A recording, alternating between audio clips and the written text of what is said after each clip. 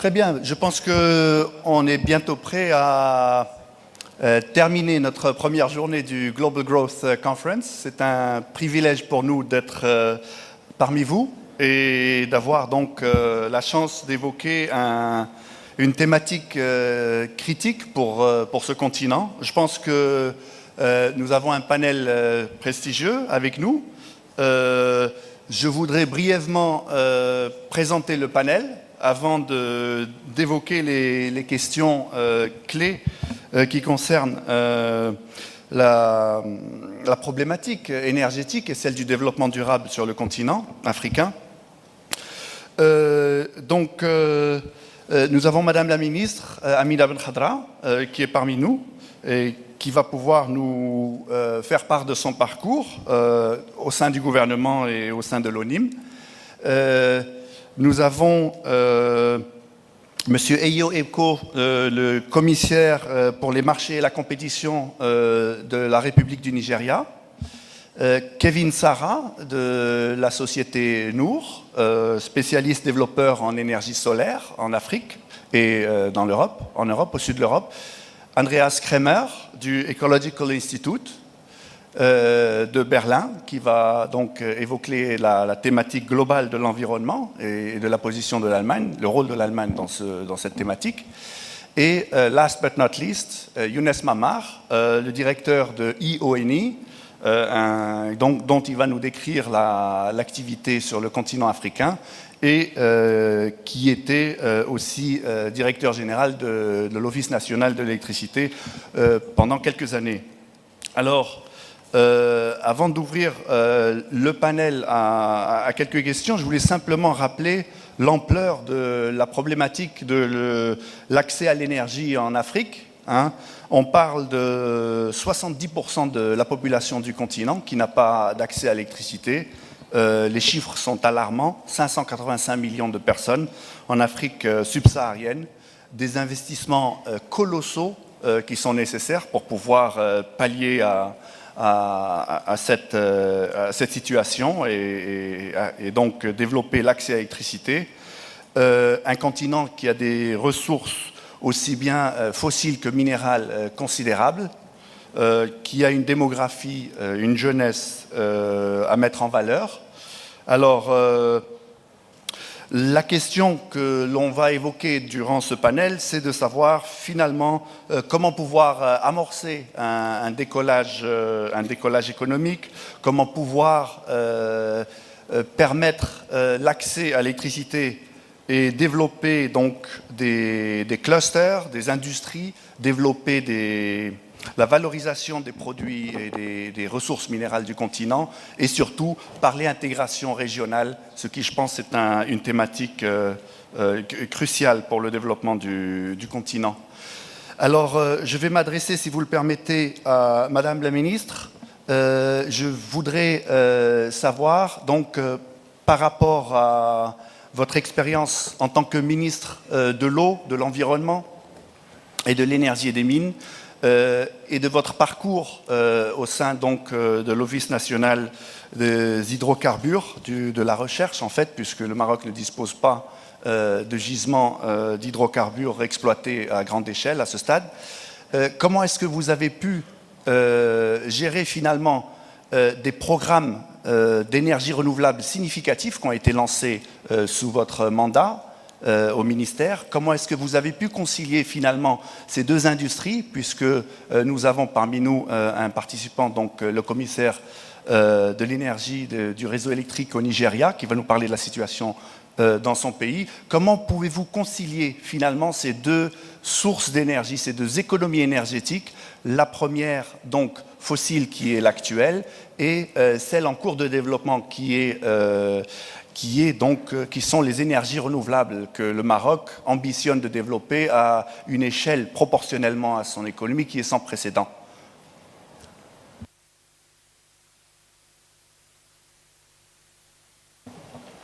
Donc, merci pour cette question.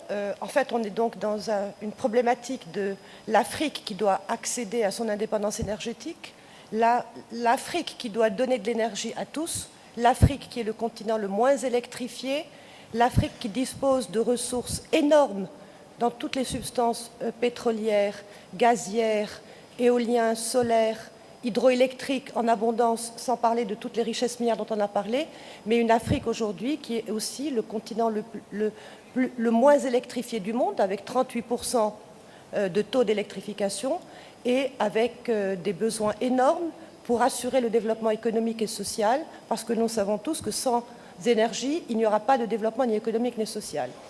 Si je prends le cas du Maroc, pour un peu ensuite nous projeter à un niveau africain, mais c'est quand même 59 pays, le Maroc est dépourvu de toutes ses ressources, mais dans le domaine du développement, quelques secteurs que ce soit, et l'énergie en particulier, il faut qu'il y ait 3 piliers fondamentaux. Une vision à long terme, et le Maroc bénéficie d'une vision à long terme qui a été initiée en 2009 grâce à la vision royale de développer et d'assurer la sécurité énergétique du pays. 2, d'avoir un environnement réglementaire et juridique qui puisse l'accompagner pour mettre en place les réformes qui vont assurer le développement de ce secteur. Et 3, des ressources humaines et des moyens pour mettre en œuvre et assurer également les disponibilités de financement. Dans le premier, qui concerne la vision et la mise en œuvre de la stratégie, c'était une première question de fond et elle est posée pour tous les pays, c'est la sécurité énergétique. Et cette sécurité, elle passe par un mix énergétique le plus ouvert. Toutes les sources d'énergie ont leur place aujourd'hui dans tous les pays, qu'ils soient producteurs ou consommateurs, parce qu'aucune source seule ne peut assurer la disponibilité d'énergie. Et donc c'est un mix ouvert avec tous les combustibles, pétrole, gaz, charbon, mais également une volonté au plus haut niveau de l'État de développer les énergies renouvelables, donc le solaire, l'éolien, dont les grands plans que nous connaissons, et bien sûr à long terme, éventuellement des sources complémentaires si nous développons le gaz. Donc un mix énergétique ouvert, et tout le monde sait que même à l'horizon 2035 et 2050, il y aura une forte poussée des énergies renouvelables, mais les combustibles fossiles, comme le pétrole, le gaz et le charbon, vont rester prédominants dans le mix énergétique global. Et si les énergies fossiles représentent aujourd'hui 82% dans le mix énergétique, ils vont baisser, mais ils se situeront à 75%. Donc on a besoin de toutes les énergies, mais en même temps, on développe nos ressources internes en mettant en place une politique claire et les moyens qu'il faut pour les énergies renouvelables, et on continue de développer notre exploration pour mettre en évidence le potentiel de nos bassins sédimentaires. La deuxième chose, c'est le climat, l'environnement global, les lois et l'encadrement qui doit accompagner un secteur qui doit se développer. Et le Maroc a mis en place les textes réglementaires pour accompagner le développement des énergies renouvelables, pour rendre le pays attractif sur les aspects exploration. Et le troisième, sur le plan toujours réglementaire, donc le cadre institutionnel, les règlements qui encadrent le secteur et qui lui permettent d'aboutir. Les acteurs du développement, eh bien, ce sont tous ceux qui interviennent aujourd'hui au niveau de ce secteur. Une administration qui met en place la politique, la réglementation, et des acteurs clés, l'ONE, Mazen, l'ONIM, qui chacun a sa mission. Et enfin, une interaction pour le développement et le financement de ces projets. Et là, il faut absolument se baser sur le partenariat public-privé. Les secteurs énergétiques demandent beaucoup d'investissements, et donc les productions concessionnelles, le partenariat public-privé, plus donc tout ce qui peut être préconcessionnel, sont à combiner ensemble pour répondre aux investissements. Et donc, partant du Maroc, où les besoins, aujourd'hui, on a une politique énergétique à l'horizon 2020 qui va exiger 20 milliards de dollars, mais quand on sait que les besoins énergétiques en Afrique sont de 50 milliards de dollars par an, cela démontre à quel point la question qui est posée aujourd'hui de comment mobiliser ces financements et comment les assurer est une question cruciale. Et donc, une vision, des politiques clairement définies, des environnements et climat des affaires, réformes et cadres d'accompagnement incitatifs, la mobilisation des financements par tous les moyens, publics, privés et autres, parce qu'aujourd'hui, comme le disaient tous les intervenants, nous ne pouvons pas nous baser uniquement sur l'aide, elle est nettement insuffisante. 50 milliards de dollars par an, qui va la donner, ce n'est pas les politiques d'aide. Et donc tout ça, ce sont les ingrédients du décollage que pourrait faire ou avoir le secteur énergétique en Afrique. Très bien. Alors, pardon. Alors, comme vous mentionnez 50 milliards de dollars, je vais maintenant basculer puisque la monnaie est en dollars américains, so I will start speaking in English. Et je voudrais introduire, donc, I will introduce our panelist here, who comes from the markets, competition and rates background of the Nigerian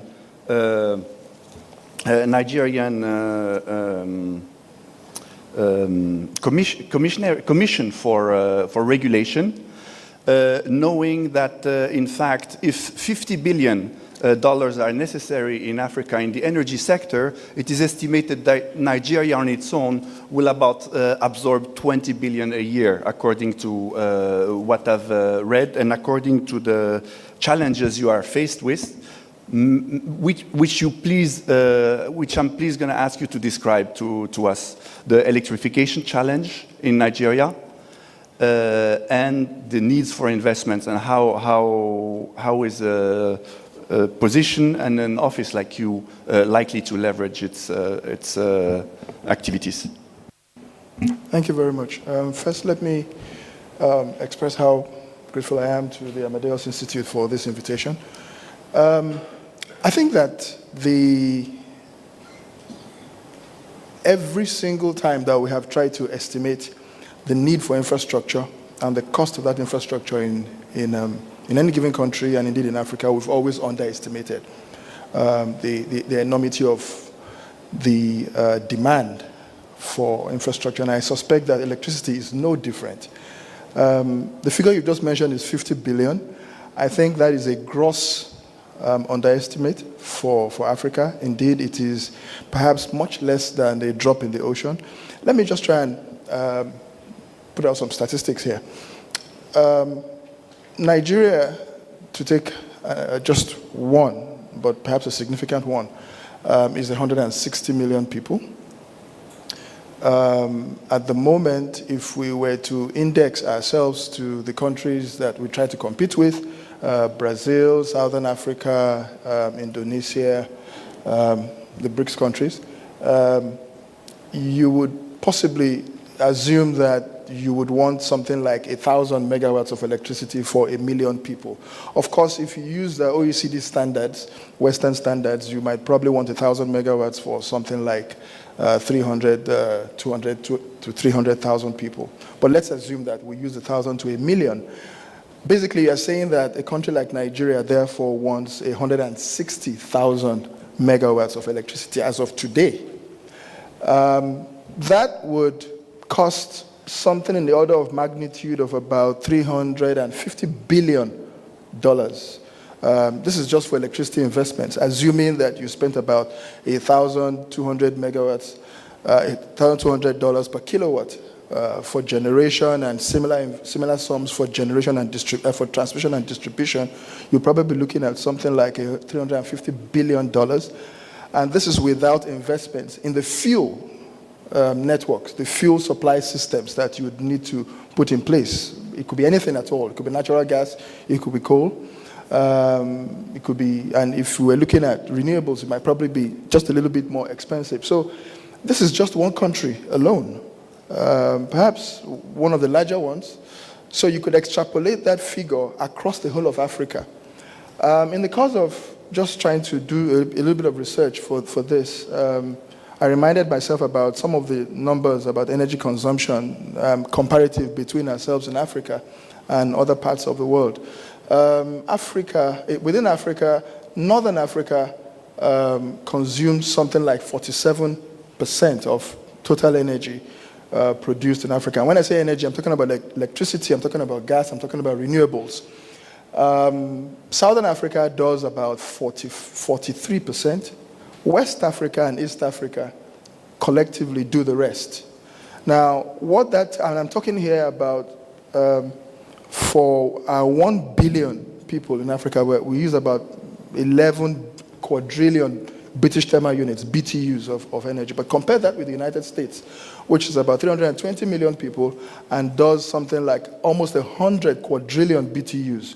So we're talking about comparatively a region 3 times smaller than Africa using 6 times our energy That tells you how much comparatively we have to go. But also looking at Africa itself, the fact that we have 47% consumed in North Africa, 43% in Southern Africa, and the rest in West and East Africa tells me that there's a lot of trade within Africa to be done in terms of parts of Africa supplying the other parts of Africa.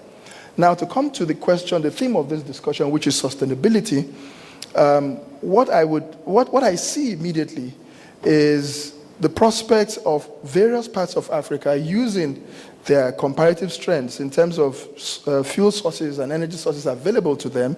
So, for instance, in West Africa, it's natural gas and hydro resources, which we have an abundance of in West Africa, particularly Nigeria, and then the western part of West Africa, where there's a lot of hydro.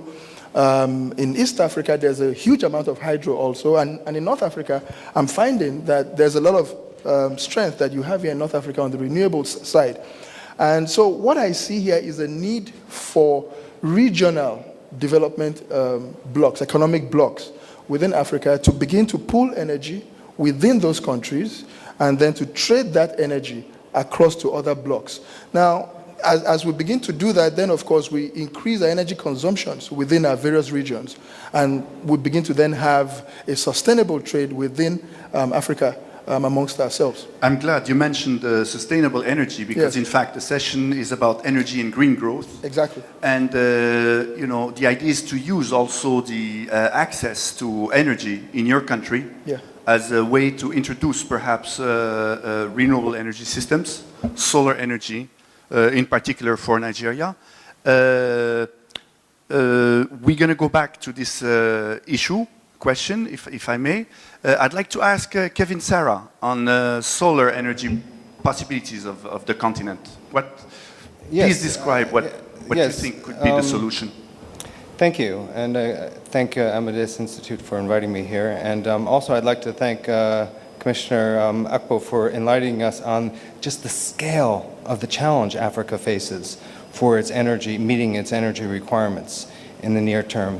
And what our company is trying to do is trying to look at one resource that Africa has super abundantly, and that's solar energy. It's right in the sun, right in the middle of the Sun Belt. There's probably more solar energy falling on Africa than any other place in the world, except maybe the oceans. And so there's a real opportunity to exploit this energy, both for local consumption and also as an export vector. And this is something that Carlos Lopez alluded to. Africa needs to industrialize, and it needs to add value to its resources. So there is, and our company is focused on both of these areas. We're developing with African partners specific technologies which work in a decentralized environment, where we're talking about introducing off-grid systems with storage.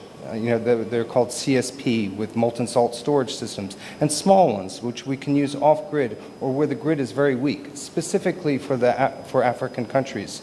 But the other area, and this is more on looking at the macro issues on what does Africa do to generate growth and also to generate quality jobs and economic development, we have found there's an opportunity to export energy and renewable energy to the wider region, including to Europe. And we're working on one of the first large-scale solar export projects where we are planning to develop solar power plants in the Sahara Desert in Tunisia and export that power to Europe, which is trying to decarbonize its grid. This will allow our Tunisian partners and other African partners to take the lead in this new technology and have a long-term sustainable pathway to develop their economies. So what would be your pathway inside Tunisia in enabling a project like that to happen? Do you just plug in the solar panels and export the power to Italy? Or not at all. What is your strategy? Yeah, we're not using solar panels. That's our strategy. Our strategy is to use a technology which actually can be built in Africa to a majority extent. Basically, we're concentrating the solar energy with mirrors. And you can only do this in Africa. The Europeans can't really do this because they don't have the deserts. You need direct sunlight. So we use mirrors, we concentrate the sun, and we make steam and we generate power, and we use the steam, we can also store the heat. And so we can generate power after dark, after the sun goes down. So this is a real replacement for fossil fuels. And so it offers just a completely new pathway for economic development for many African countries, especially in the Sun Belt. And Morocco has really taken the leadership in this area through their Mazen program, where they have a very big emphasis on this new technology and taking advantage of the Sahara Desert and South Africa as well. That is correct, but we also have a renewable energy law that connects renewable energy generation with industrial uses locally. So this is also very important to be able to scale up those industries and energy sources. Je vais maintenant m'adresser à Younes Mamar pour justement savoir de quelle manière est-ce qu'on peut adresser les problèmes d'accès à l'énergie électrique en Afrique. Et si vous pouvez nous parler également de votre expérience à l'ONE par rapport aux plans qui ont été lancés et un petit peu votre perspective sur le continent. Bismillah ar-Rahman ar-Rahim. Merci aux organisateurs de nous avoir invités ici. Je suis là en tant que membre du Advisory Board de Africa 2.0, qui est une think tank continentale avec 41 chapitres dans le continent et un conseil consultatif dans lequel je siège, qui a le privilège d'être présidé par M. Olusegun Obasanjo, anciennement président du Nigeria, et qui nous apporte une assise importante.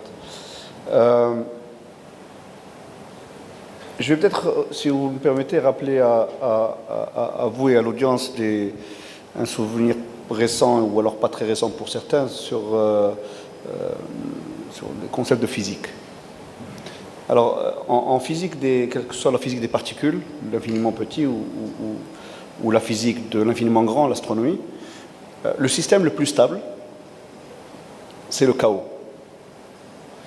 Et on définit par système stable un système qui s'auto-maintient, et surtout un système pour lequel les forces nécessaires pour s'en extirper sont infiniment plus grandes, plus importantes que les forces qui ont permis d'y arriver.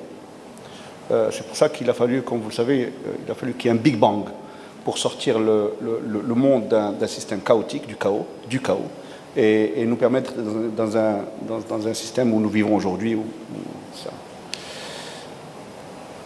Ce n'est pas une parabole vaine, c'est pour pouvoir apporter un angle d'appréciation sur la problématique de l'Afrique en général et de l'Afrique, des problématiques de l'infrastructure en particulier. L'Afrique est dans le chaos. Alors ce chaos prend plusieurs formes, il prend les formes politiques. J'espère que l'avenir me contredira de dire que ce qui se passe en Tunisie ou en Libye ou en Égypte prendra beaucoup plus d'années qu'il a été nécessaire pour y arriver, mais dans le secteur qui nous concerne aujourd'hui et qui nous réunit, dans le secteur de l'infrastructure, l'Afrique est dans le chaos. Et encore une fois, rappelez-vous, il faut un Big Bang pour sortir du chaos. Mais le chaos, en quoi est illustré le chaos, en l'occurrence pour l'énergie?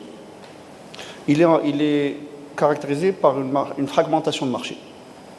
Quand bien même l'Afrique est un continent qui regroupe en termes de kilomètres carrés plusieurs continents ensemble, les marchés sont complètement fragmentés. Et j'entends par fragmentés, à titre d'exemple, sont dans le secteur électrique, c'est que près de 30 pays ont une capacité installée de moins de 500 MW, c'est-à-dire moins que la puissance de pointe de Rabat.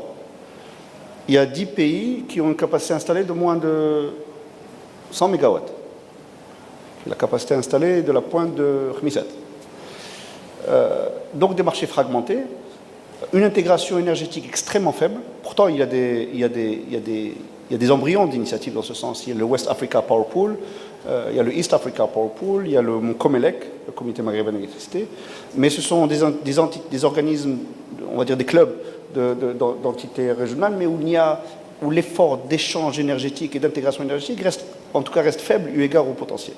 Donc les pistes de sortie de crise, si on veut utiliser justement des technologies disruptives comme les énergies renouvelables par exemple. L'autre élément de chaos, c'est aussi par exemple de voir que l'accès à l'énergie, enfin les taux d'électrification, Mme Khadara l'a mentionné, sont d'un niveau tellement faible que ça rend vain tout programme de développement. Et puis il y a aussi des éléments sur la gouvernance, une gouvernance qui parfois, où tous les pays d'Afrique ont commencé des réformes, mais aucun ne l'a fini. Donc on a des systèmes de réformes sectorielles qui sont où il y a des faiblesses dans la partie réglementaire, la partie régulatrice. En somme, des éléments qui, maintenant, pour répondre à votre question, pour comment est-ce que la mise en place de solutions devient difficile quand ces éléments de diagnostic de chaos sont pas adressés. C'est un secteur qui est éminemment capitalistique. Donc on ne peut pas, c'est pas une équation qui peut se faire sans l'attractivité des investisseurs, soit en termes de financement innovant, soit en termes d'acteurs. Maintenant, partant de ce principe, si l'idée était de faire des diagnostics, c'est-à-dire le diagnostic qui est partagé aujourd'hui dans cette conférence a été partagé dans plusieurs autres conférences sur les diagnostics, la problématique de l'Afrique. On la connaît tous.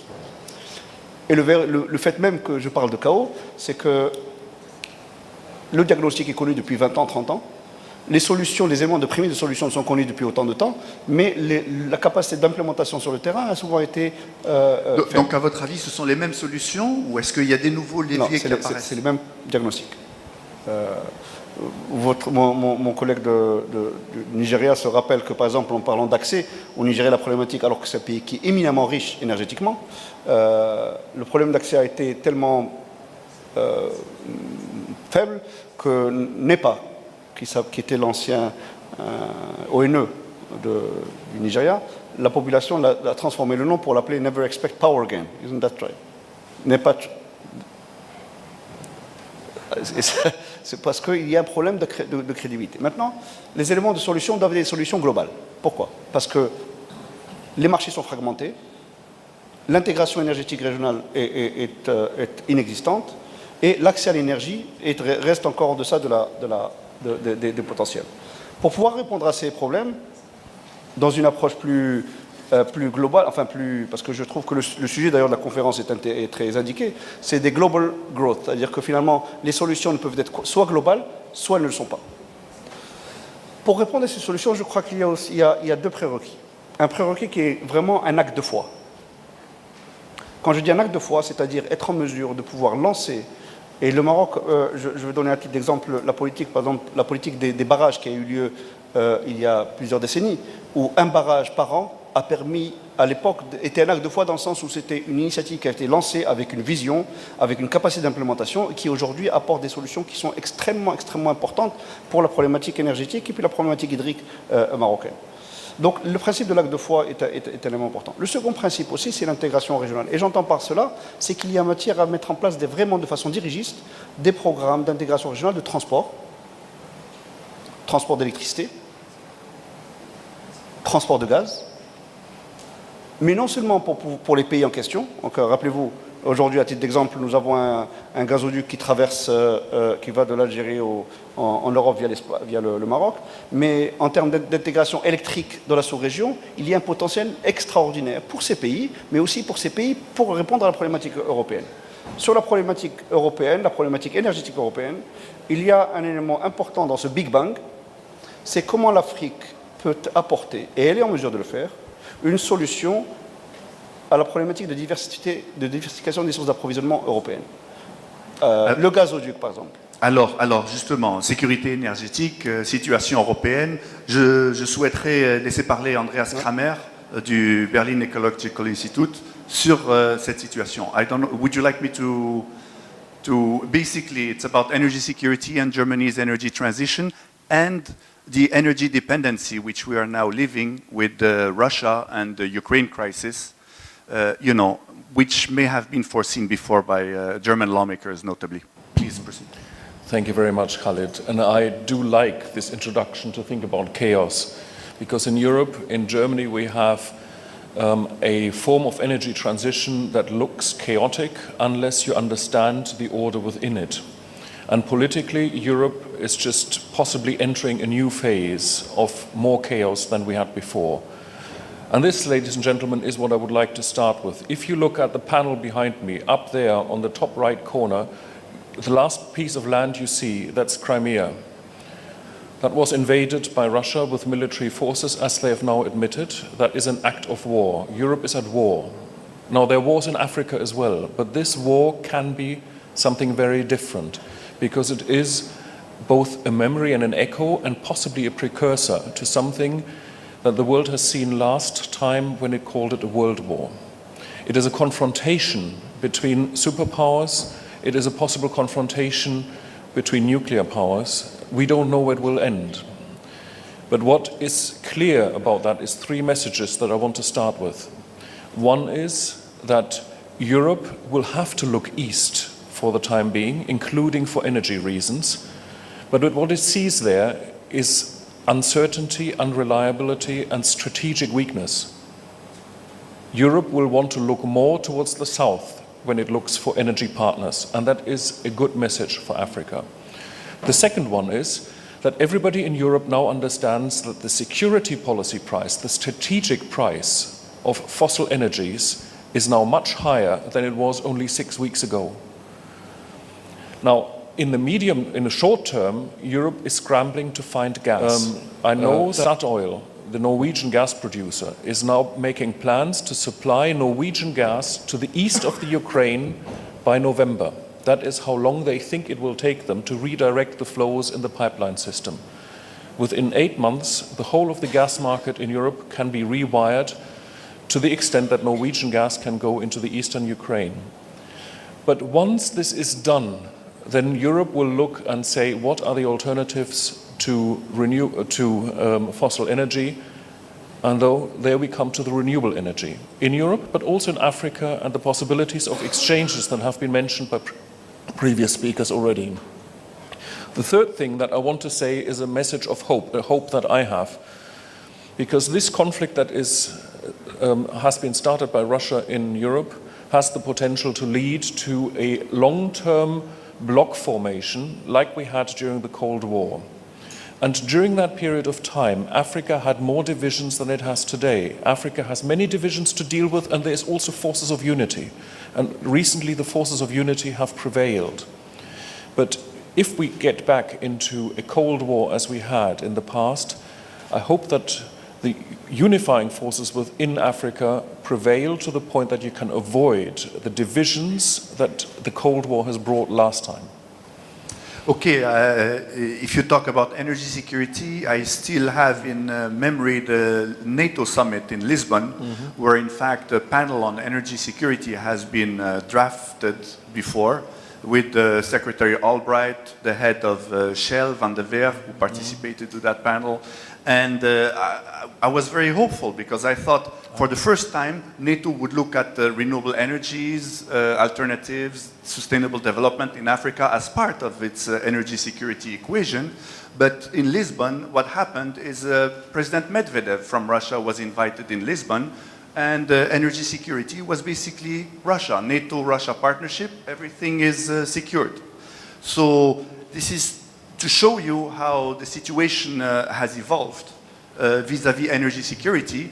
Hence my question, how can Africa actually negotiate a preferential position vis-à-vis these energy security issues, knowing that Western energy security is something that Africa has a long time ago fallen into pitfalls. And so the question is, how can African countries, how can we establish effective strategies or leverages to make sure we won't fall back into this issue? Younes, please. French. In English? Je le fais en français? En tout cas, c'est un point extrêmement important et vraiment, je crois que vraiment c'est une dynamique extrêmement importante et vous avez tout à fait raison, c'est le timing est très bien. En réalité, il y a des prémices, il y a des embryons de projets qui sont de nature à contribuer à la sécurité énergétique européenne. Un exemple. Aujourd'hui, les infrastructures d'interconnexion électrique entre le Maroc et l'Espagne sont fortes, elles existent. Elles sont aussi renforcées sur le Maghreb, mais il y a aussi vocation et des projets à ce que ces interconnexions électriques aillent vers le sud pour pouvoir ensuite faire une boucle régionale avec le West Africa Power Pool. Pour le secteur gazier, et je saisis l'opportunité d'avoir un collègue du Nigeria, il y a le fameux projet de Chevron de ramener du gaz du Nigeria vers, j'allais dire timidement, vers le Ghana, le Togo, la Côte d'Ivoire, à ce qu'il y ait une vision encore plus importante. Cette route de pipeline, de gazoduc, aide la nature à continuer beaucoup plus vers le nord. À continuer vers le nord pour ramener le gaz, non seulement le gaz nigérian, mais aussi le gaz angolais. Mais aussi, ce qui est aussi extrêmement intéressant dans l'équation, c'est qu'en tirant un gazoduc vers l'Europe, sur cette route qui prolonge le pourtour de l'Afrique de l'Ouest, vous rendez beaucoup de champs gaziers qui étaient jusque-là marginaux, parce qu'ils étaient loin d'un point de transport. Vous les rendez économiquement viables, donc en mesure de pouvoir augmenter le volume de gaz qu'on peut intégrer et aussi diversifier parce que ces gaz viennent de pays divers. Donc vraiment, c'est vraiment d'actualité. Je sais que ce projet a été, pour les raisons que vous avez très bien évoquées, Khalid, a été évoqué, mais poliment poussé de côté parce qu'il en allait d'une dynamique, on va dire, est-ouest avec Gazprom. Mais c'est vraiment le timing pour que des projets d'intégration gazière africano-européenne, d'intégration électrique africano-européenne, en termes pas d'intégration au sens économique, mais d'intégration au sens de renforcer les investissements de flux, dans des pays où l'infrastructure transfrontalière est éminemment capitalistique, donc il y a quelque chose à faire. Alors, prenons l'exemple du Maroc, et on basculera ensuite sur le cas du Nigeria. On n'est peut-être pas très bien placé à parler des avantages de ces infrastructures gazières, puisque finalement, le gaz algérien qui transite en Algérie, vers l'Espagne, est-ce qu'on en bénéficie vraiment au-delà de la royalties qu'on exploite? Est-ce qu'on a en place un moyen de l'exploiter? Bon, on voit des considérations éminemment politiques qui viennent s'ajouter à ça. Comment est-ce qu'on peut passer au-delà de ces limites? Alors, j'aimerais bien interpeller Madame le ministre là-dessus, mais auparavant, I would like to have your take on this issue of energy security, the gas. I'm always a bit alarmed when at discussions like this, the trend then goes to us returning to what we used to do in the past, which was to export our resources to Europe without first using them domestically. Nigeria produces 8 billion cubic feet of natural gas every day, and something like 5 billion of that goes every day off to Europe and to the Far East. Now, we could use every single molecule of that gas domestically, not just for ourselves, but for the rest of Africa. And I think that we should remind ourselves that what we're doing here at this conference is to talk about how we can actually do more business amongst one another. I believe that, building on what Yunus said, we must recognize that the state itself, the governments of our various states, have in many ways held back the development of those countries from an energy perspective. Because the tendency is for governments to dominate the exploitation of natural resources and to want to get the maximum dollar for those resources, which of course is not within the countries, but outside the countries, and usually in Europe and in the Far East. That needs to change, and change in a dramatic way. We have to, I would say that what Nigeria has done, which might sound like a paradox, but what we have done in Nigeria over the last decade, very slowly and very painfully sometimes, is to actually reform the way the electricity sector is designed and operated. It used to be entirely state-dominated, which was what Yunus referred to NEPA.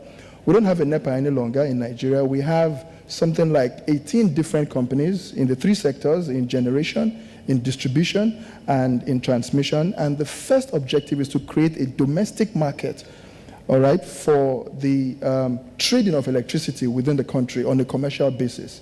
Now, that has started. That took us something like 13 years to actually create the policy framework, to create a legal framework, and to push that framework through against a lot of change. So against a lot of resistance to that change. But we have to create those markets. And it's only when we create those markets that you then have the private sector actually wanting to spend money to invest in serving the people rather than taking natural resources and exporting them out of the country. And that is what every single one of our countries have to do.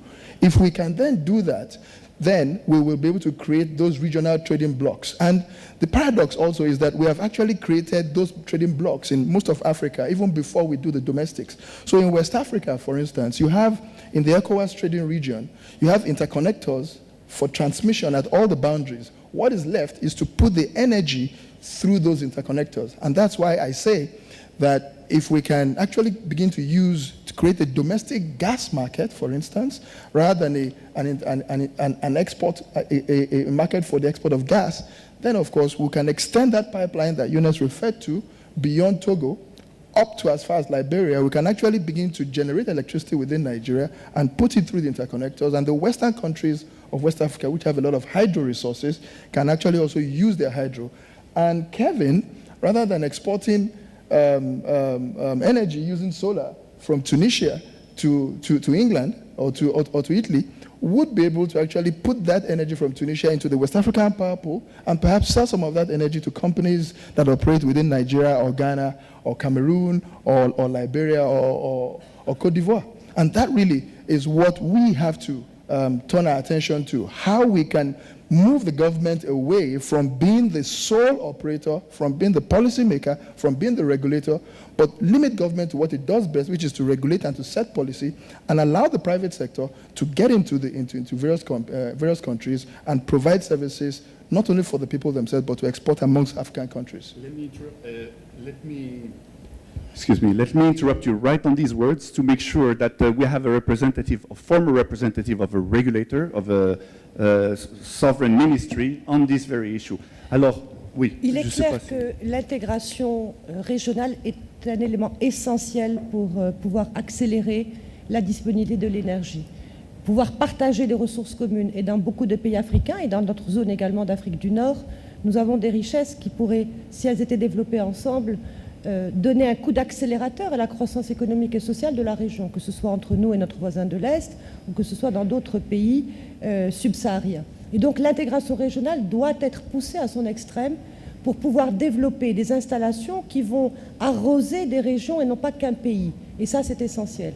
Mais en l'absence véritablement de conditions favorables à une intégration, on ne peut pas se croiser les bras et attendre, et donc chacun dans son environnement développe les moyens de pouvoir assurer sa sécurité. Au Maroc, et quelles seraient à ce moment-là les forces qui pourraient contribuer Ce qu'il faut savoir, c'est que le gazoduc Maghreb-Europe a été réalisé et qu'il produit malgré les éléments de politique ou les vicissitudes des relations. Donc, il a fonctionné, il fonctionne et il fonctionnera. Nous avons rajouté aussi en 2011 le premier accord commercial, on ne peut pas l'oublier. Nous touchions que la royalty de passage, mais là nous avons un accord commercial qui nous permettait d'assurer l'approvisionnement des 2 centrales à cycle combiné dans le Nord. Et puis l'intégration régionale se voit également, comme le disait Younes tout à l'heure, avec l'Europe et avec l'Afrique subsaharienne. Et donc notre ambition aujourd'hui aussi est de renforcer cette intégration vers l'Europe. Il y a des programmes aujourd'hui portés par le Maroc pour aller plus vers le sud, développer l'interconnexion avec la Mauritanie, puis vers le Sénégal et créer un marché intégré de l'électricité dans cette zone de l'Afrique de l'Ouest qui pourra assurer une meilleure couverture. Mais ce qu'il faut aussi savoir, c'est que la solution de l'énergie en Afrique ne passe pas uniquement que par les grands projets qui sont nécessaires. Ça passe aussi par des solutions locales. Et c'est ce que vous disiez tout à l'heure pour les off-grid. Il faut que les politiques de mise en place d'accès et de généralisation de l'énergie dans nos pays africains se positionnent sur 3 niveaux. Il y a les niveaux locaux. Il y a des régions rurales, éloignées, où de simples solutions hors réseau, off-grid, seraient adaptées et on peut développer le photovoltaïque et on peut développer des tas d'opérations. Il y a des solutions au niveau national pour assurer la sécurité, l'alimentation des villes, et selon que le pays a ou n'a pas, il y a des programmes à faire. Et puis il y a les programmes interrégionaux qui sont également un accélérateur et sur lesquels l'Afrique doit absolument travailler. Tout à l'heure, M. Pérez rappelait qu'il y a une initiative PIDA, le programme d'investissement pour le développement de l'Afrique. Il y a tous les corridors qui sont aujourd'hui tracés et sur lesquels il faut absolument que et les pays africains et les pays et institutions qui œuvrent pour accompagner l'Afrique dans son décollage et dans la consolidation de sa croissance puissent appuyer ces programmes régionaux et ces pools énergétiques parce que c'est une énergie qui permettra de donner des prix compétitifs et qui pourrait à ce moment-là assurer le décollage économique. Si aujourd'hui on ne peut pas faire d'industrialisation, si on ne peut pas tirer une maximum de valeur ajoutée des substances minérales qui sont malheureusement exportées en tant que produit brut, c'est parce que l'énergie aussi est très chère. Voilà un continent où on a les meilleures ressources du monde, mais où on paye.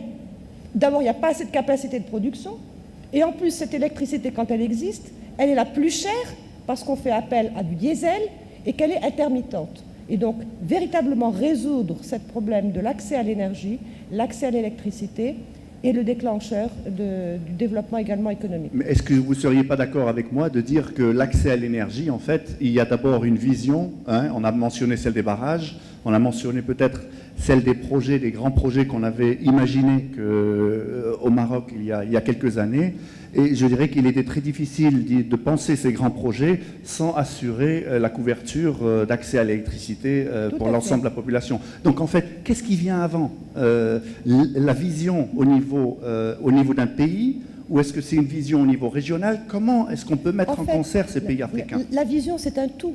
Et dans la vision en un tout, vous devez résoudre les problèmes, qu'ils soient d'électrification rurale ou de disponibilité d'énergie au meilleur coût. Et donc, une vision se décompose en plans d'action dans différents domaines.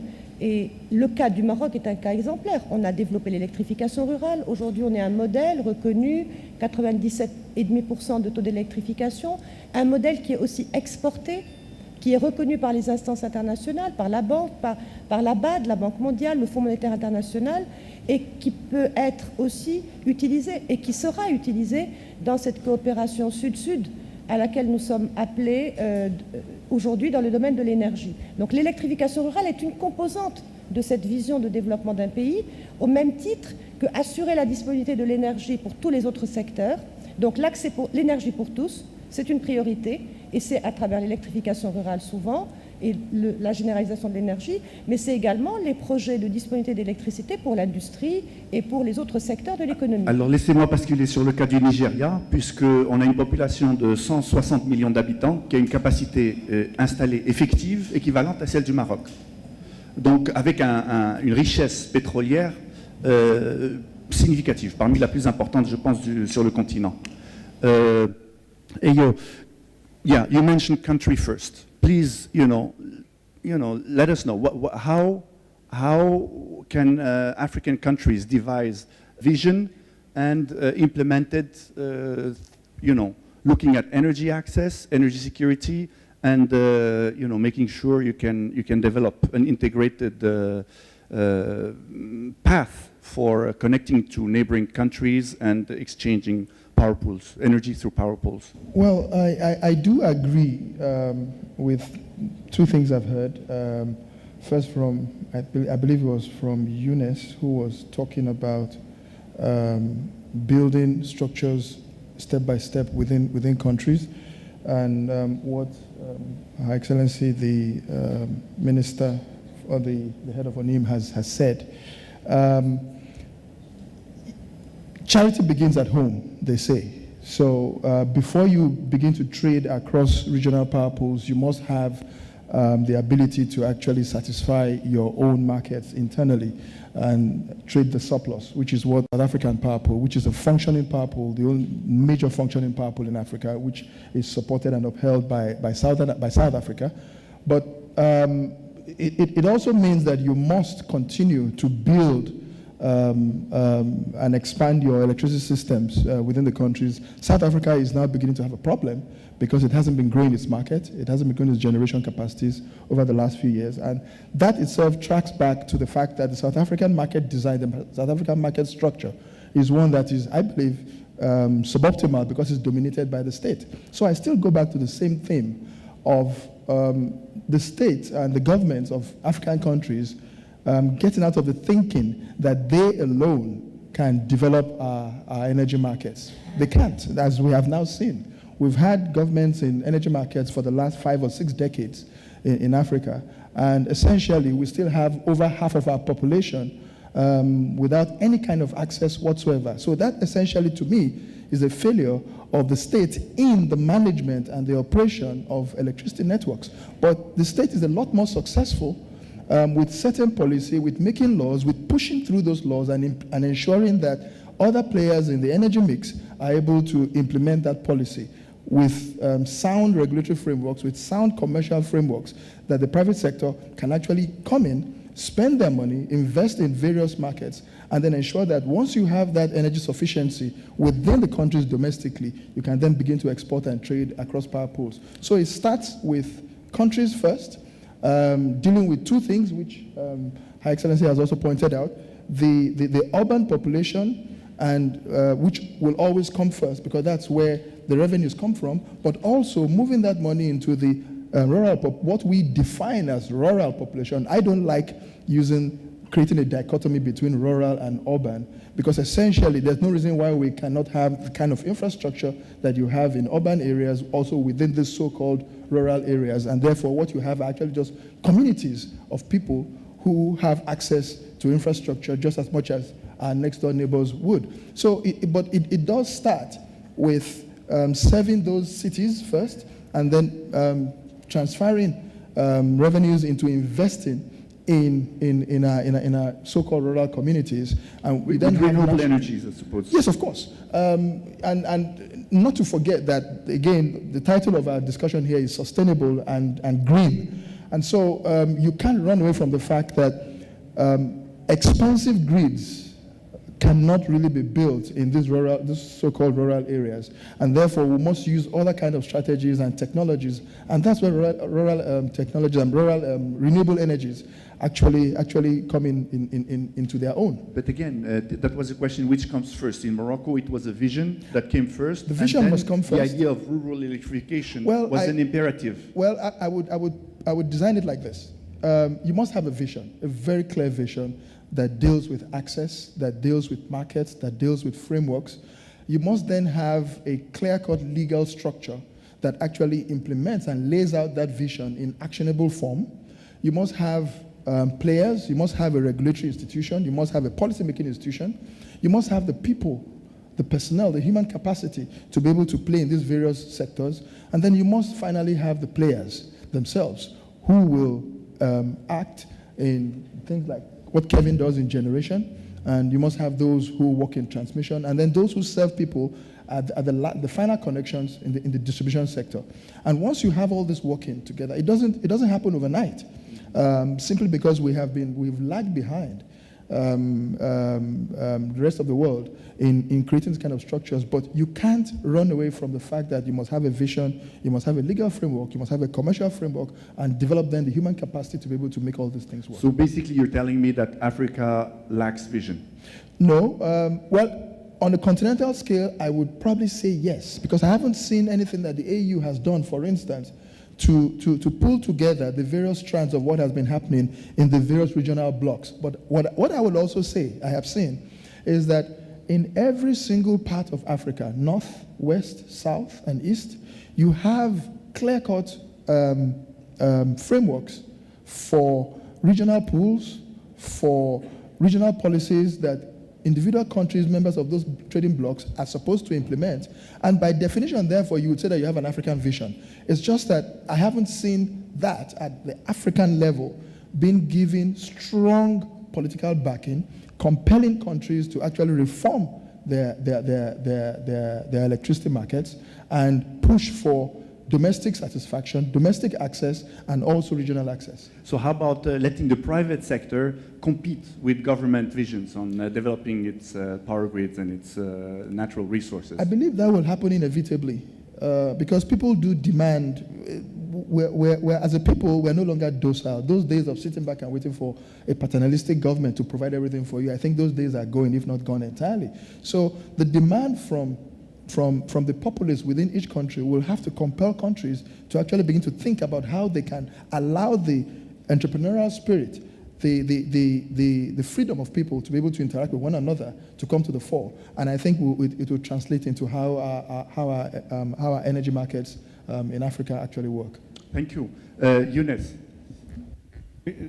Cette question peut permettre un témoignage pour être dans l'esprit même de cette discussion et aux points qui ont été mentionnés. Lorsque l'État marocain, dans les années 90, a eu la vision d'annoncer un programme d'électrification rurale, et je suis d'accord avec Eyo que j'aime pas trop la distinction rural-urbain, on va dire un programme d'électrification, qui à l'époque, je me souviens plus exactement des objectifs, mais je crois que l'objectif c'était que quand il avait été lancé en 1995, c'était qu'à l'horizon 2015, on soit 70%. Ce qui s'est passé en faisant une vision, en donnant aux outils de l'État les moyens de l'implémenter, de l'exécuter. Lorsqu'en 1995, et j'exagère à peine, tout était importé. les câbles, les transformeurs, etc. Le fait d'avoir cette vision, le fait de mettre en place une dynamique sur le terrain, a permis l'émergence d'un tissu industriel local qui a eu l'effet double de, un, accélérer la croissance d'électrification, de telle sorte que le 70% en 2015 s'est transformé en 90% en 2006, ou 2008 plutôt. Réduire les coûts, parce qu'on crée une compétition d'acteurs locaux, et ça a aussi permis une contribution assez importante au PIB marocain, jusqu'à près de 3% du PIB marocain à un moment, qui était la contribution de la FENELEC, la fédération de... Et alors ça crée une force de frappe assez intéressante qui aujourd'hui cherche d'autres relais de croissance, bien entendu, au Maroc et en Afrique. Donc l'idée d'avoir une vision permet non seulement de garder le cap, mais aussi permet l'émergence d'un tissu industriel qui lui-même est un élément important dans l'équation. Et qui fait qu'après, il a fallu que l'ONU, en l'occurrence, investisse entre 2006, 2007, 2008 et au-delà des investissements colossaux pour l'investissement, pour résorber le retard, pour accompagner la croissance d'un pays qui se meut.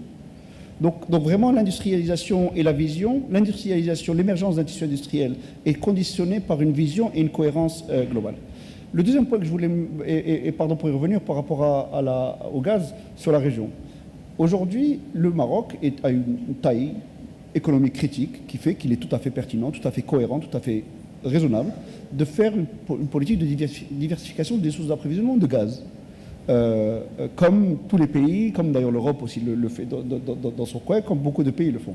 Donc là, le projet dont nous parlions tout à l'heure du gazoduc, des gazoducs ouest-africains, ou même du gaz naturel liquéfié qui peut permettre d'augmenter le périmètre d'apport de gaz, a beaucoup de pertinence pour le marché marocain, qui commence à être un marché mûr, mais qui a une double pertinence, car il existe des infrastructures régionales de transport qui fait que ça peut aussi répondre à la problématique de sécurité gazière européenne, qui est aujourd'hui, comme vous l'avez bien dit, d'actualité. Alors je ne sais pas si la photo a été faite intentionnellement, mais c'est un bon point. Alors voilà, Andreas Kremer, hein, je dois mentionner votre nom parce que votre prénom ne figure pas sur l'étiquette. What is your take on that?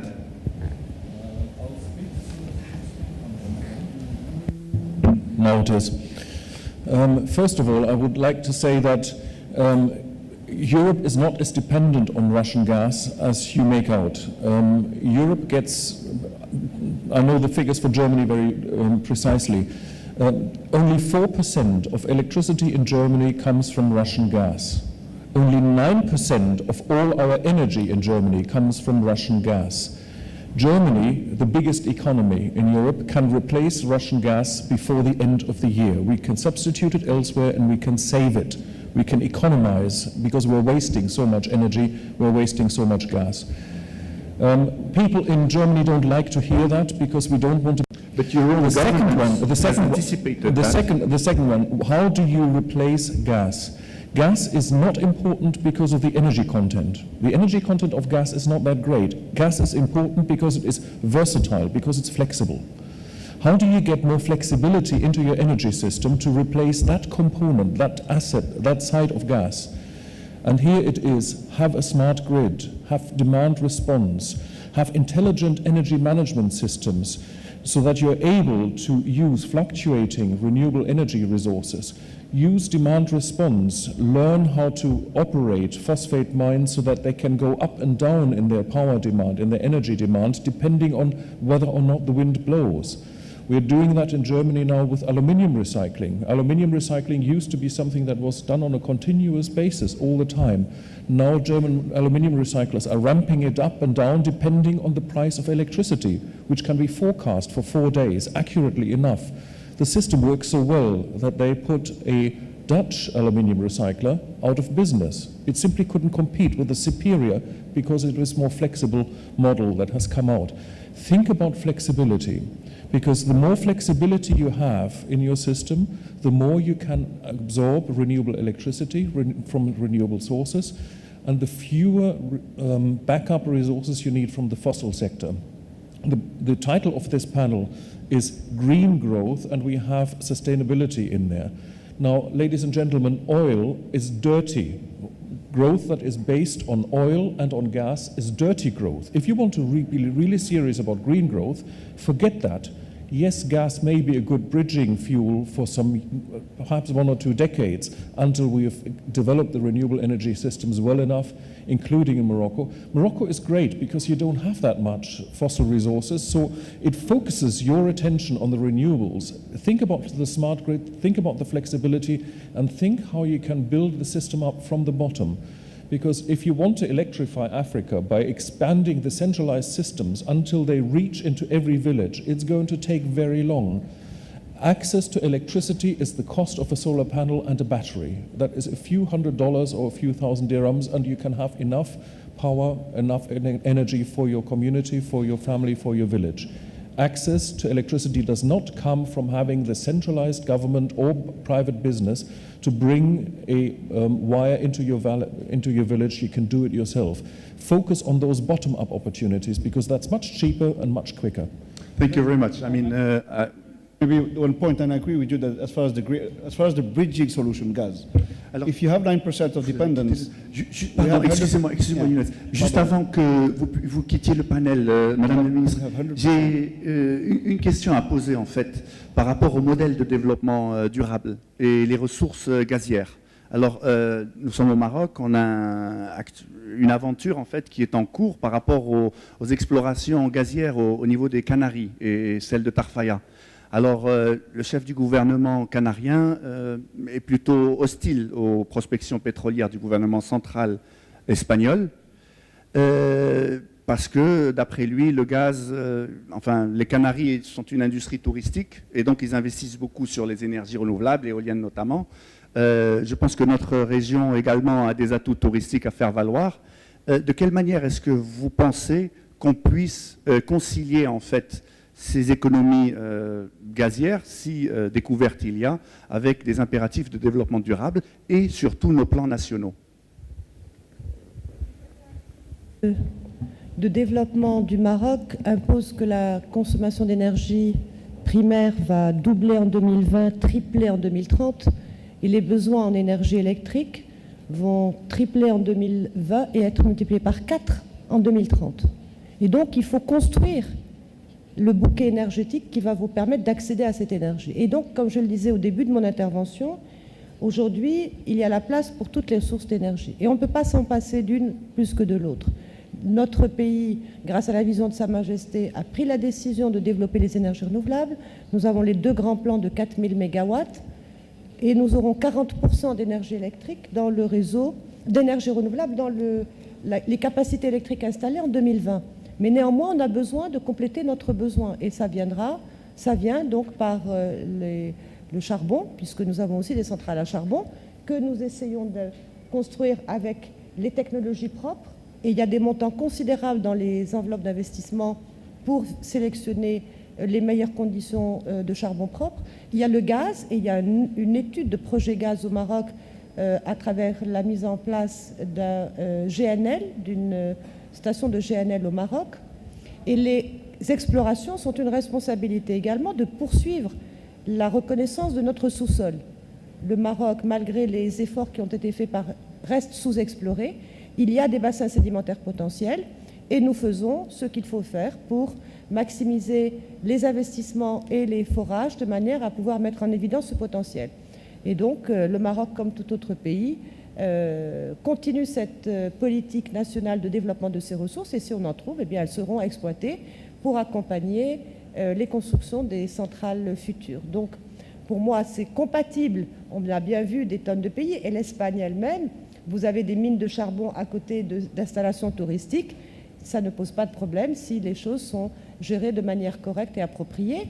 Aujourd'hui, toutes ces industries, même si on les appelle entre guillemets industries sales, ont des politiques environnementales, ont des politiques de responsabilité sociale et environnementale, ont des pratiques de respect de l'environnement, et ça peut se faire en parallèle, chacun trouvant sa place. Évidemment, quand il y a des impacts négatifs, il faut prendre les dispositions nécessaires pour se préserver contre tout risque auquel peut conduire une industrie, disons, polluante. Avec ça, je vous remercie d'avoir participé à notre panel. Et je vous souhaite donc Bon courage pour l'avenir du résultat de ces prospections. Donc, on poursuit donc le débat. Oui, le point que Younes. je voulais dire, pour rebondir sur ce que Amina a mentionné à l'instant, c'est que le mix énergétique est élément, une condition nécessaire d'accompagner la croissance. Maintenant, pour le gaz. Quand Andreas dit que l'Allemagne dépend uniquement de 9% du gaz russe, c'est un indicateur de succès d'une politique publique de diversification énergétique. Il faut le reconnaître. Aujourd'hui, il y a d'autres pays en Europe qui n'ont pas ce luxe d'indépendance énergétique. L'Espagne dépend à 60% de gaz algérien. Le Maroc dépend à 100% aussi de gaz sur le gazoduc. L'Italie a des niveaux de dépendance idem. Et puis dans d'autres pays qui dépendent de la Russie avec des niveaux, l'Ukraine, vous ne l'avez pas mentionné, etc. Donc le principe de la diversification des sources énergétiques n'est pas une politique hostile. C'est une politique raisonnable de diversification des sources d'approvisionnement. Donc lorsqu'on parle de développer, d'introduire avec toute la nuance que EU a mentionnée sur d'abord le marché local, mais quand on parle d'introduire les sources nigérianes, angolaises, mais demain aussi ivoiriennes, ghanéennes, etc., dans la dynamique énergétique gazière européenne, c'est un élément extrêmement séduisant, extrêmement pertinent. Très bien. Alors, si vous le permettez, on souhaiterait avoir du retour et des questions de votre part. Alors, est-ce qu'il y a... Oui, allez-y, je vous en prie. Vous allez recevoir le micro bientôt. Un tout petit instant, le micro est juste derrière vous. Comme ça, une traduction pourrait être faite. Pour ceux qui ne... Oui, la nécessité d'avoir une vision globale. Et notre ami nigérian a dit qu'il n'y avait pas de vision au niveau d'Afrique. Alors que le projet, le NEPAD, la nouvelle économique, le plan économique de développement de l'Afrique, insiste beaucoup sur les infrastructures et notamment sur l'énergie. Et il y a toute une littérature là-dessus. Et justement, le Nigeria était à un certain moment le leader de ce plan qui était passé, enfin maintenant on le partage à travers les différents pays. Et je suis un peu surpris qu'ils disent qu'il n'y a pas de vision globale au niveau de l'Afrique. Merci. Je peux faire un commentaire. Notre projet a aussi une vision, ce n'est pas seulement export envers l'Europe. C'est la première phase. Deuxième phase, on regarde aussi l'Afrique. Et on regarde les pays voisins, surtout Libye, quand ça se calme, et Égypte. Mais ce qui est très intéressant, en adressant l'Égypte, on peut accéder à une grande initiative visionnaire africaine qui est l'African Clean Energy Corridor. Et ça, c'est une vision qui a été élaborée par l'IRINA, la nouvelle agence des Nations Unies pour les énergies renouvelables. Alors, mais c'est très basé sur l'Afrique de l'Est. Alors, il y a toujours ce problème il n'y a pas de vision unie pour l'Afrique parce que, au fait, l'Afrique est régionale. Très bien. Eyo, would you like to answer the question that was regarding, Yeah, first to the gentleman who made the comment, yes, of course, I do agree with you that we have statements of intent which have been put down in documents. The challenge that we always have, which is what I alluded to, is the fact that we have the tendency to make flowery statements, if I may say so quite directly, but we don't push the way we should to follow through on those statements. That's where we always fall short, and this is the point I'm trying to make. Of all the 54 countries, as far as I know, in Africa, only Nigeria has gone to the next step, and that took over a decade of passing a law, establishing the kind of frameworks that you have, establishing clarity in market design, and then creating the environment in which the private sector could come in and actually invest in our sectors. Most of Africa is still state-dominated, and this is why I made the comment that the state in Africa is actually holding back its people in many cases, because they don't want to let go of what has been described as the commanding heights of the economies of their countries. And this is the challenge that we must deal with, I believe, in Africa. Andreas, you want to add something to this comment? To this response? Yes. Yeah. We had to sort out the microphone first. One is, I think we should recognize that Cape Verde Islands have now declared 100% renewable as their goal of policy making. Concerning the global vision, there are two parts. One is the nightmare. From what the scientists tell us, the effects of global warming are going to be much faster, much more costly, much more disruptive. And from all we know is Africa will be much more severely affected by global warming than the other continents. Secondly, and this is the result of work by the International Panel on Climate Change, the world can actually shift to 100% renewables by the mid of the century, by 2050, and it will cost 0.06% of GDP during that time every year.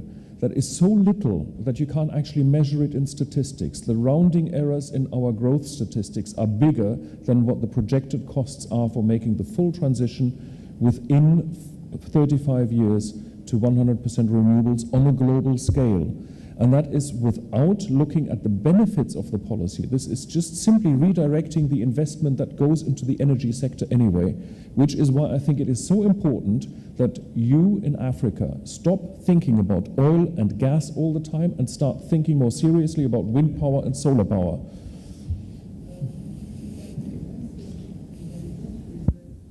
A slightly different take on this conversation about global warming.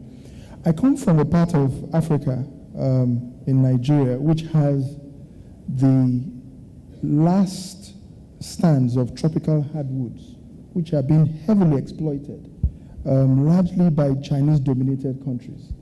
And we have a different kind of problem there, not your kind of problem. Our kind of problem is deforestation. Our problem is gas flaring. And unless we utilize that gas, which is necessarily a byproduct of oil production, then of course we will simply be achieving nothing at all. So while you may have a problem with global warming, we have a problem with deforestation. We have a problem with the fact that gas is just being simply flared off into the sky. All right? And that creates a different kind of dynamic for us. So for us, I would say that not to discount the value of renewables, because you do have a great need to put in place renewable technologies everywhere, but you also have a need to use those hydrocarbons which are already being produced for countries like yours. So I would not just cast aside the need to utilize fossil fuels a lot more efficiently. And I must say that from what I see, I'm not a scientist, I'm just a simple lawyer, but from what I see, technologies are becoming a lot more efficient in the use of hydrocarbons and fossil fuels. And so we should use them also. But what we shouldn't do is to assume that the conversation about global warming is merely about CFCs and that sort of thing, or emissions from industry. It's also about the massive damage that has been done to our countries by deforestation and by, in Nigeria at least, gas flaring. And the only way to deal with that is to actually utilize, monetize, or convert that gas to energy, in my view. And it's one of the ways as far as dealing with hydrocarbons. So why hasn't it been the case? I mean, it appears that there is more gas being flared in the world than in what Nigeria, Russia exports globally. Because in Nigeria, we come from a history, a background of utilizing gas only for export and burning off the rest, or capping gas wells, and focusing more on crude oil extraction also for export. And of course, as we now see, I heard someone here say that, hoping that her country would not suffer from the cost of hydrocarbon exploitation. And that's really what Nigeria has suffered from. And the lesson that we must learn is that if we must exploit hydrocarbons, we should also use them to create a domestic market and not just use them for export.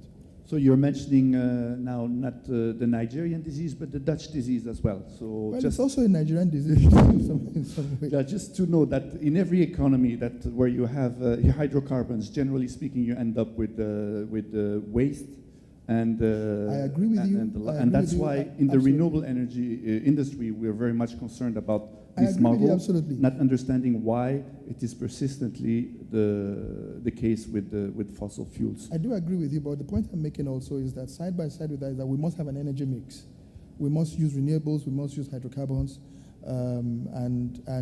but apart from that, rather than just focus on hydrocarbons being things for export, we must also use them for their full value within our continent, within our regional groupings, within ECOWAS, within the East African Trade Bloc, within Southern Africa, wherever it is you find them, use them also, but also to promote the development, the socio-economic development of your own trading blocks. I couldn't agree more with you. In an energy mix, we have to leverage each resource, and it is the job of each of us to make sure we can maximize the output of this resource. Andreas, do you have a question, or would you like me to? No, I think I want to put something right. I think that deforestation is itself a very serious problem, not only in Nigeria, but around the world. We're losing too much, and it contributes too much forest, and it contributes to global warming. The second point is that if the world insists on producing oil and gas and coal and burning it, then the world will overheat. And one of the effects of that will be that rainforest will dry out and it will eventually burn. So my advice to you in Nigeria is sell that rainforest to China whilst you still can, before it burns. Ok. Oui. Si vous voulez bien vous présenter. Oui, alors je suis Jawad Kardoudi, président de l'Institut marocain des relations internationales. Alors ma question s'adresse à M. Kramer. Je voudrais lui demander, en ce qui concerne l'Allemagne, je sais qu'elle veut réduire sa dépendance vis-à-vis du nucléaire, qu'il y a ce risque maintenant du gaz russe.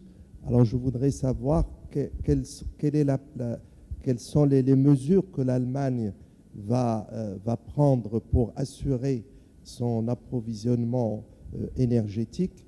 Et une question plus précise concernant les énergies renouvelables, quelle est la part actuelle des énergies renouvelables dans le mix énergétique de l'Allemagne et quelles sont les prévisions à l'horizon 2020?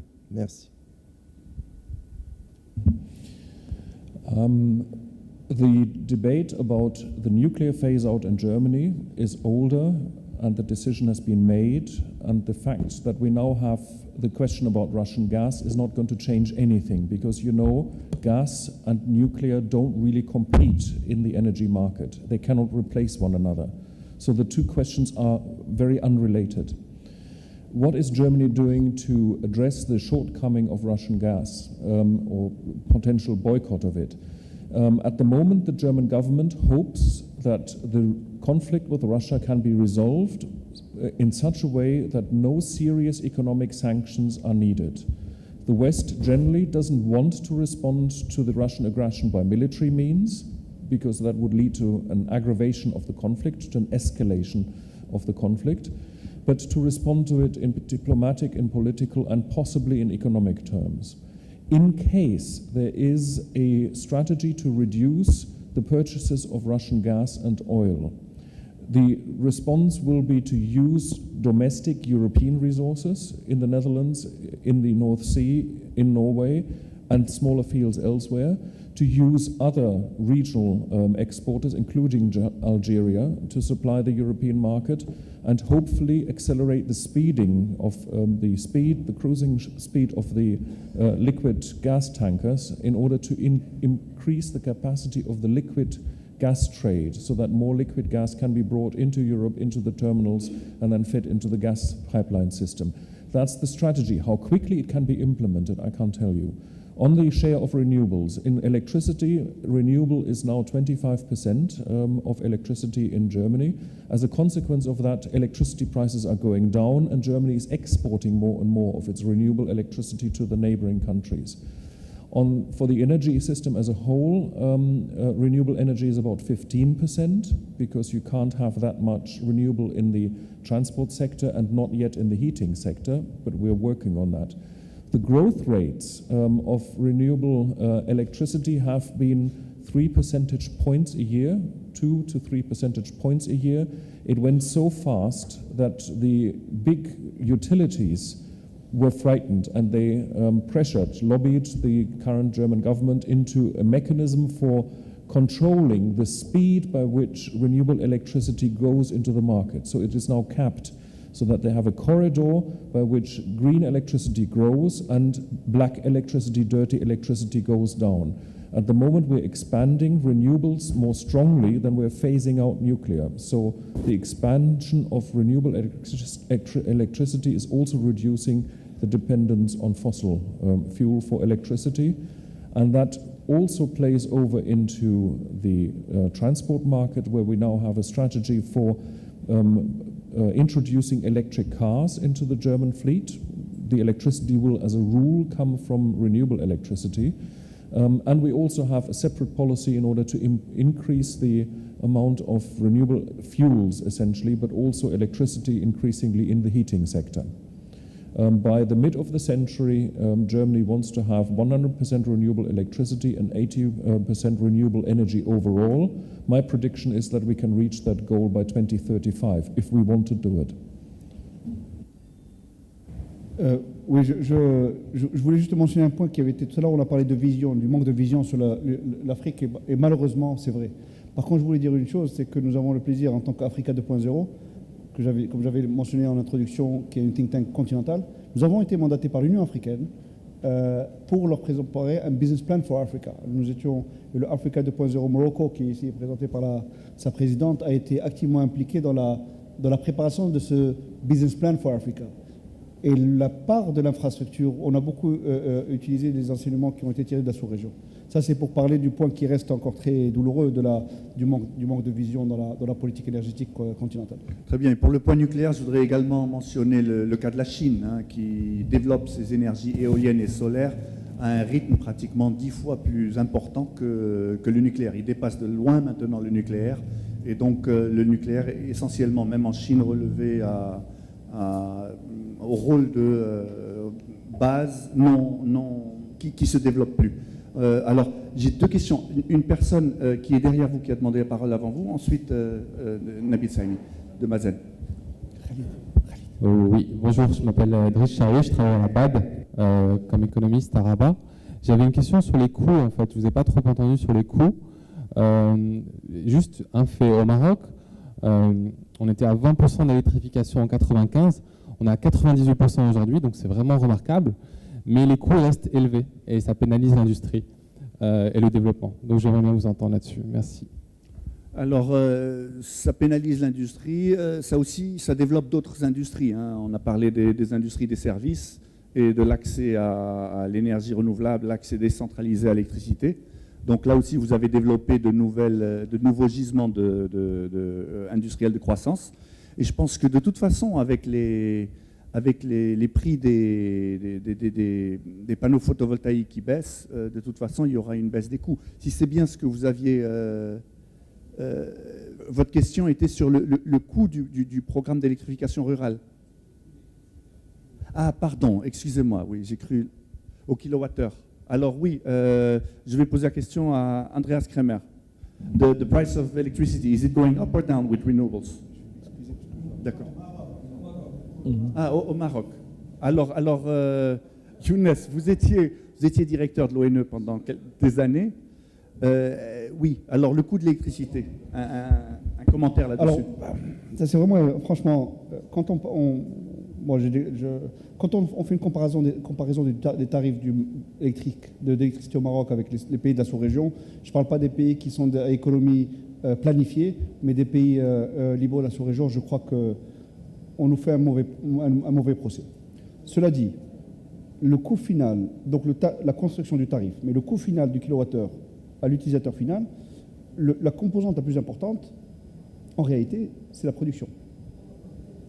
Donc, quand j'avais mentionné tout à l'heure que nous avions lancé dans la période que je connais un peu plus, un programme faramineux d'investissement, c'est parce que justement pour pouvoir renforcer la capacité de production et résorber les éléments. Mais rappelez-vous d'une chose, c'est que nous sommes un pays importateur ou pauvre en énergie fossile. Donc la composante production est grévée par le coût de l'importation de la matière première. Et donc la politique de diversification énergétique qui a été mentionnée tout à l'heure est de nature à apporter des éléments de réponse à cela. Mais franchement, il est fait à notre pays un procès un peu injuste sur les tarifs de l'électricité du Maroc par rapport aux pays de la sous-région. Pardon. Et je m'excuse sur ça, je dois partir parce que j'ai un engagement sur... mais merci beaucoup. Avec ça, en fait, les organisateurs nous disent que vous avez été tous très patients de rester avec nous aussi longtemps. Je tiens à remercier nos éminents panélistes pour leurs interventions et bien entendu votre patience.